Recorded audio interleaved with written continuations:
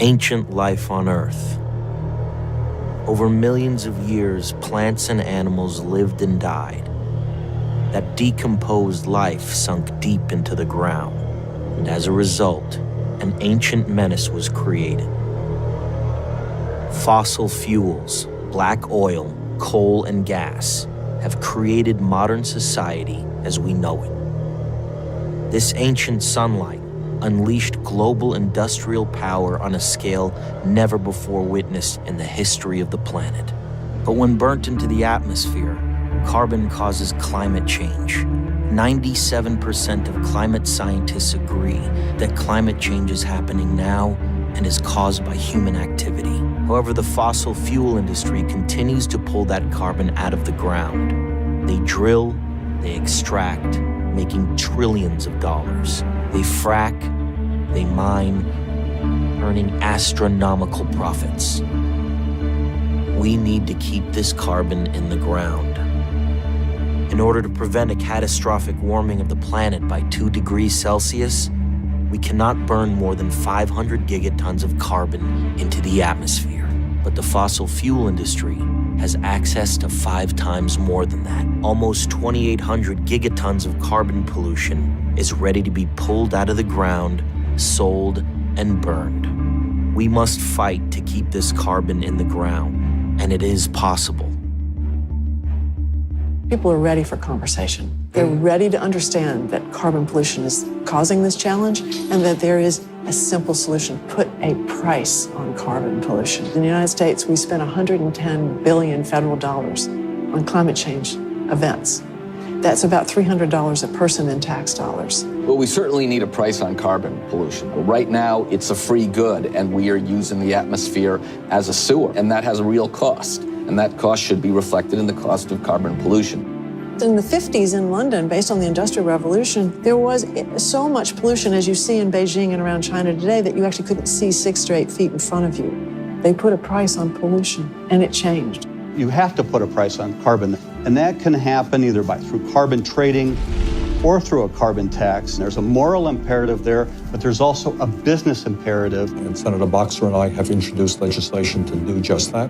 We are going to do it in a way that impacts fewer than 3,000 of the most significant fossil fuel polluters in the country. And the reason you do it is people should not have the freedom, quote unquote, to destroy the planet. They cannot continue to be able to do that with impunity. Government's been subsidizing energy for decades to the tune now of $1 trillion a year. We need to redirect these subsidies that encourage innovation. That's what we need in the world. But the biggest barrier is money from fossil energy industries that want to defend their market share, which I consider dead industries walking, but they've got tremendous assets underground that they want to be able to mine. Those are trillions of dollars of assets that the fossil energy companies used to evaluate their worth in the stock market. The fact that we need to strand them and leave them underground is not going over real well in those industries. But in fact, if we want to head off the worst uncontrollable damages from climate change, that's what we have to do. Finland and the Netherlands implemented a carbon tax back in 1990, both putting a price tag on each ton of CO2 poison.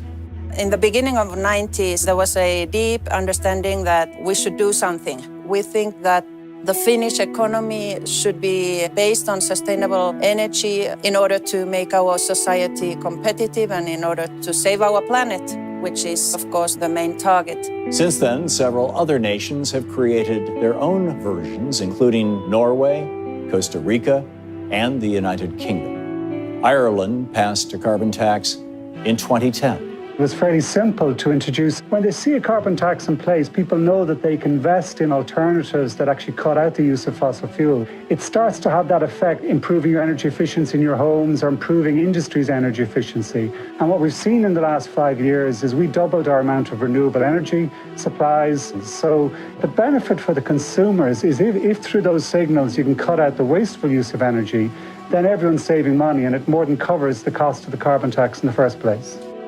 In Australia, renewables like wind are now cheaper than fossil fuels like coal. Recently, China put a price on carbon in over 7 regions and will add more. Now it's up to the United States, where there's good news at a local level.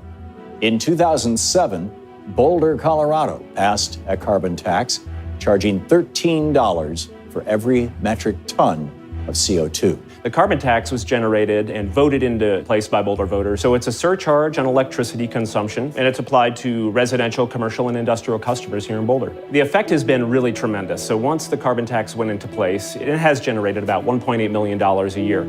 What's been extraordinary is that we've been able to really turn the curve, so to speak, on our emissions just on demand side alone. We actually propose that every single dollar go back to American households. Carbon tax is the right way to go and is actually the conservative answer to global warming. Finally, we're at the point where wind power and solar are coming down in price in a quarter of the United States. Solar photovoltaics already cost effective. Last year, more wind power was added than natural gas power. And this is true around the world. We have the technologies at hand. We are ready now to really ramp up deployment. The figures for Ireland, I think, show an example that you can actually start cutting out the carbon and your economy still holds up. The world didn't come to an end. I think it's a lesson for the rest of the world. We've been disappointed by the national policymakers who haven't been able to resolve their differences about this, and time is growing very, very short.